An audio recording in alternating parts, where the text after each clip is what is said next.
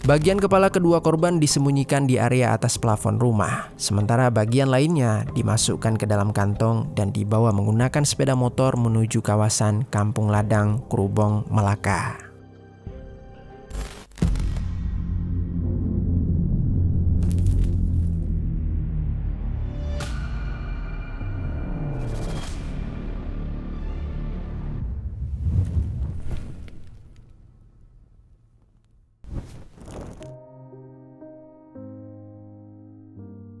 Halo pendengar kisah, selamat datang kembali di channel ini, tempat di mana kami akan membahas kisah-kisah kriminal nyata yang terjadi di seluruh dunia. Kami berharap semoga kalian semua dalam keadaan sehat walafiat dan dijauhkan dari mara bahaya.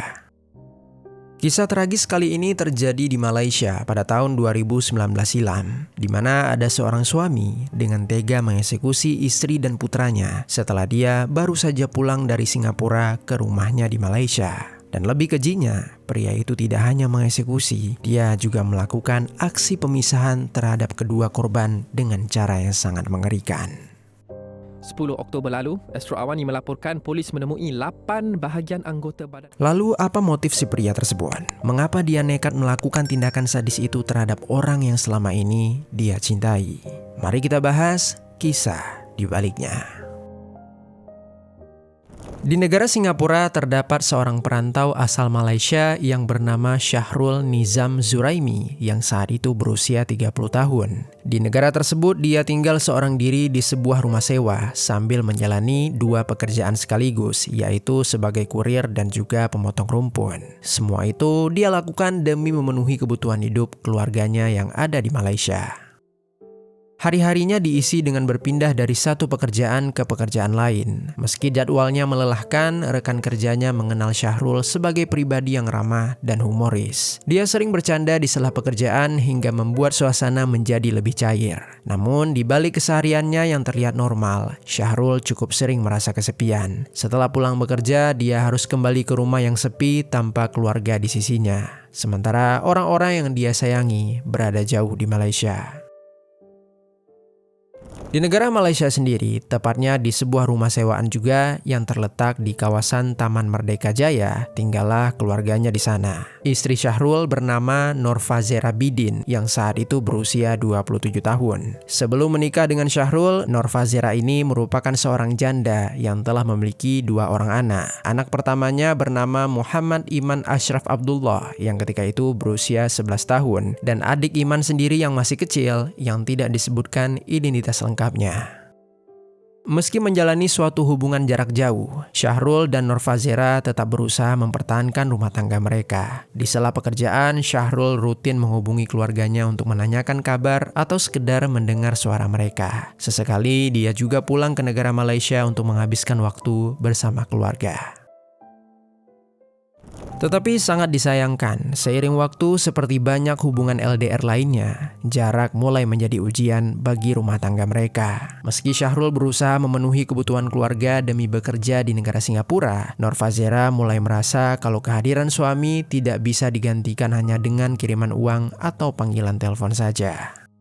Hari demi hari dia harus menjalani semuanya sendiri, mengurus rumah, mendampingi anak-anak, dan menghadapi rutinitas tanpa pasangan di sisinya. Perlahan-lahan, hubungan mereka pun mulai dipenuhi masalah demi masalah. Lalu di satu sisi, Norfazera sebenarnya masih berharap kalau Syahrul mau mencari pekerjaan di negara Malaysia agar mereka bisa tinggal bersama sebagai keluarga yang lebih dekat. Namun di sisi lain, Syahrul merasa kalau bertahan bekerja di Singapura adalah pilihan terbaik demi masa depan keluarganya. Perbedaan cara memandang masa depan tersebut membuat hubungan mereka menjadi semakin renggang. Komunikasi yang dulu terasa hangat mulai berubah menjadi perdebatan. Hingga akhirnya Norfazera mulai merasa kalau mempertahankan pernikahan ini bukan lagi pilihan terbaik. Dia kemudian menyampaikan keinginannya untuk bercerai kepada Syahrul. Mendengar permintaan itu, Syahrul sangat merasa kecewa dan juga marah. Baginya, keputusan tersebut terasa seperti penolakan atas seluruh pengorbanan yang selama ini telah dia lakukan untuk keluarga. Sejak saat itu, hubungan mereka semakin buruk. Percakapan yang terjadi bukan lagi tentang mencari jalan keluar, tetapi semakin sering dipenuhi emosi dan juga ketegangan. Di titik inilah, Syahrul yang saat itu masih berada di Singapura memutuskan pulang ke negara Malaysia untuk menyelesaikan persoalan tersebut secara langsung. Singkat cerita, pada tanggal 6 Oktober 2019, sekitar pukul 6 sore, Syahrul tiba di rumah sewaan keluarganya di negara Malaysia setelah pulang dari Singapura. Kedatangan Syahrul disambut begitu hangat oleh kedua anak tirinya yang sudah lama tidak bertemu dengannya. Namun di balik kepulangan itu, masalah rumah tangga Syahrul dan Nur Fazera sebenarnya belum selesai. Pembahasan mengenai hubungan mereka dan keinginan untuk bercerai masih bergantung tanpa keputusan. Lalu masih di hari yang sama, sekitar pukul 9 malam, setelah anak-anak tertidur, Syahrul dan Nur Fazera kembali membicarakan terkait hubungan rumah tangga mereka yang di ujung tanduk.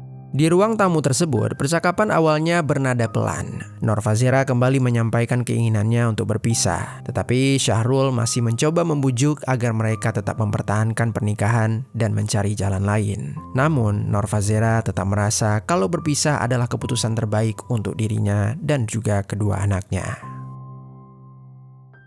Percakapan yang awalnya tenang seketika berubah menjadi pertengkaran. Syahrul mulai meluapkan rasa kecewa dan pengorbanan yang selama ini dia rasa telah dia berikan untuk keluarga mereka. Emosinya semakin tak terkendali. Di tengah pertengkaran tersebut, Syahrul tiba-tiba saja mengambil sebilah pisau dari arah dapur. Lalu dia kembali mendekati Nur Fazera dan seketika dia menyerang Nur Fazera. Serangan tersebut mengenai bagian perut Nur Fazera secara berulang kali, hingga membuat darah berceceran kemana-mana. Nur Fazera yang terkejut berusaha menjauh sambil menahan luka, tetapi semakin banyak dia bergerak, semakin lemah pula tubuhnya. Tak lama kemudian, Nur Fazera terjatuh. Pendarahan pada tubuhnya membuat dia mengerang kesakitan, dan akhirnya Nur Fazera pun tewas meregang nyawa. Kemudian setelah itu Syahrul mulai menyadari apa yang baru saja dia lakukan. Namun saat dia menoleh ke arah kamar, dia melihat kalau putranya yaitu Iman ternyata menyaksikan aksi keji tersebut. Iman di saat itu hanya terdiam dengan wajah ketakutan sambil perlahan menjauh. Dalam kondisi panik, Syahrul mulai takut kalau putranya akan menceritakan kejadian itu kepada orang lain. Keadaan kalut itu membuat Syahrul kemudian menyerang Iman dengan cara yang sama. Mata Iman membelalak menatap Syahrul, tapi Syahrul tak merasa iba. Dia tetap menikamnya secara berulang kali, dan akhirnya Iman pun tewas tepat di samping ibunya.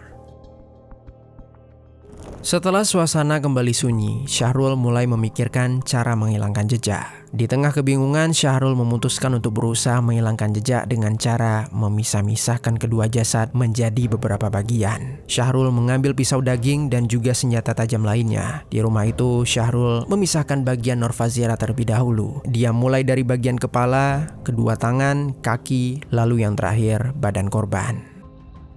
Setelah menyelesaikan jasad Nur Fazera, dia kemudian berlanjut ke jasad Iman. Dengan teganya, dia membiarkan semua bagian itu terpisah hingga lantai pun dipenuhi dengan cairan merah serta organ-organ milik korban.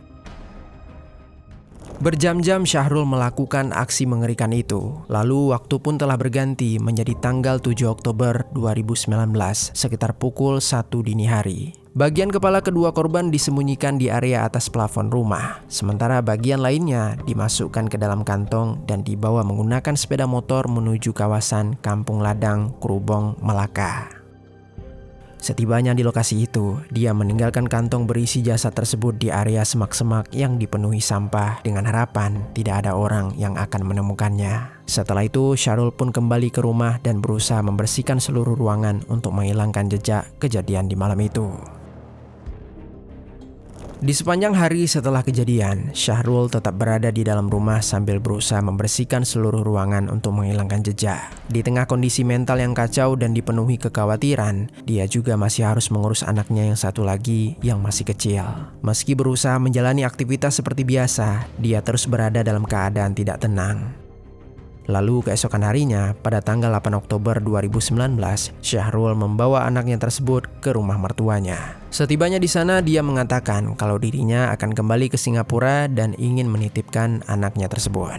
Lalu sang mertua merasa heran dan menanyakan di mana keberadaan Nur Fazera. Tetapi Syahrul hanya menjawab singkat kalau dirinya tidak tahu karena saat bangun pagi, istri dan putra pertamanya sudah tidak berada di dalam rumah. Setelah menyampaikan hal itu, Syahrul langsung bergegas berpamitan dan mengatakan kalau dia harus segera kembali ke negara Singapura. Kemudian singkat cerita, pada tanggal 10 Oktober 2019 sekitar pukul 16 sore, seorang pekerja pemotong rumput di kawasan Kampung Ladang sedang memulai pekerjaannya seperti biasa. Sebelum mulai bekerja, dia lebih dulu membersihkan area yang dipenuhi dengan semak dan juga sampah agar lebih mudah dirapikan. Saat memindahkan tumpukan di lokasi tersebut, dia mulai mencium bau busuk yang terasa tak biasa. Awalnya dia mengira bau itu berasal dari sampah atau sisa makanan. Namun semakin lama berada di sana, dia merasa ada sesuatu yang berbeda karena baunya sangatlah menyengat. Dengan perasaan curiga, dia mencoba mencari sumber bau tersebut. Di antara semak dan tumpukan sampah, dia menemukan beberapa kantong yang terlihat mencurigakan. Ketika kantong itu dibuka, terkejutlah dia karena di dalamnya terdapat bagian-bagian tubuh milik seseorang yang sudah membusuk. Dalam keadaan kalut, pekerja itu langsung menjauh dari lokasi untuk segera menghubungi pihak kepolisian. Tak lama setelah laporan diterima, polisi tiba di lokasi dan langsung mengamankan area penemuan. Saat memeriksa isi kantong, polisi mengonfirmasi kalau itu benar adalah bagian milik seseorang. Tetapi mereka menyadari kalau bagian kepala tidak ditemukan, sehingga identifikasi terhadap korban belum bisa dilakukan di tempat. Seluruh temuan kemudian diserahkan kepada tim forensik untuk pemeriksaan lebih lanjut. Melalui serangkaian pemeriksaan, termasuk analisis struktur tulang dan juga identifikasi biologis, tim forensik menemukan kalau bagian-bagian tersebut berasal dari dua orang korban yang berbeda, yaitu seorang perempuan dewasa dan juga seorang anak laki-laki. Singkat cerita, beberapa waktu setelah dilakukan uji forensik, identitas korban berhasil dipastikan sebagai Nurfazera Bidin dan juga Muhammad Iman Ashraf Abdullah. Hasil identifikasi juga menunjukkan kalau keduanya merupakan ibu dan juga anak kandung. Setelah identitas korban terungkap, polisi mulai meminta keterangan dari pihak keluarga untuk mencari tahu kondisi korban sebelum kejadian. Dalam proses itu, keluarga menjelaskan bahwa sebelumnya Syahrul sempat menitipkan anak kecil mereka kepada sang nenek dan mengaku tidak mengetahui keberadaan Nurfazera maupun Iman. Meski begitu, keterangan tersebut belum cukup untuk menetapkan tersangka. Polisi kemudian memeriksa data dari ponsel korban termasuk pola komunikasi dan lokasi terakhirnya. Dan dari sanalah penyidik menemukan adanya masalah rumah tangga yang sedang terjadi antara korban dengan Syahrul. Selain itu, titik lokasi terakhir korban juga menunjukkan kalau korban tidak pernah benar-benar meninggalkan rumah pada hari terakhir mereka. Temuan itu bertentangan dengan cerita yang disampaikan Syahrul dan membuat polisi mulai memusatkan penyelidikan kepadanya. Karena Syahrul saat itu diketahui tinggal dan sedang bekerja di Singapura, penyelidikan berkembang menjadi koordinasi antara aparat Malaysia dan juga Singapura. Polisi segera memeriksa pergerakannya melalui lokasi yang biasa dia kunjungi, tempat kerja, tempat tinggal, serta rekaman CCTV untuk mempersempit pencarian. Hingga akhirnya hal itu pun membuahkan hasil. Pada tanggal 11 Oktober 2019, Syahrul berhasil ditemukan dan ditangkap di negara Singapura. Setelah proses koordinasi antar otoritas selesai, dia diserahkan kepada pihak Malaysia untuk menjalani pemeriksaan lebih lanjut. Dalam proses interogasi, polisi menunjukkan sejumlah temuan termasuk data lokasi dan informasi yang telah dikumpulkan selama penyelidikan. Setelah didesak berjam-jam, Syahrul akhirnya mengakui seluruh perbuatannya dan mengatakan bahwa pertengkaran terkait permintaan cerai menjadi alasan yang memicu tindakan sadisnya tersebut.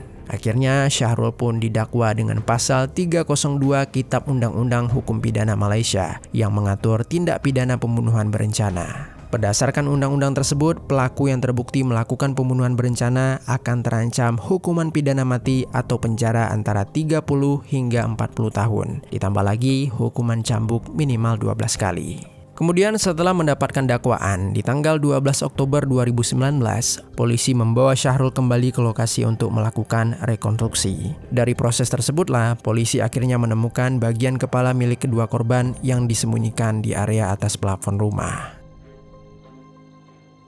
Setahun berselang, persidangan kasus ini resmi dimulai pada tanggal 11 Juni 2020 di negara Malaysia. Selama proses persidangan, pihak penuntut menghadirkan total 26 saksi yang terdiri dari penyidik, pihak yang mengetahui kondisi korban sebelum kejadian, serta pihak yang terlibat dalam proses identifikasi serta pengumpulan bukti.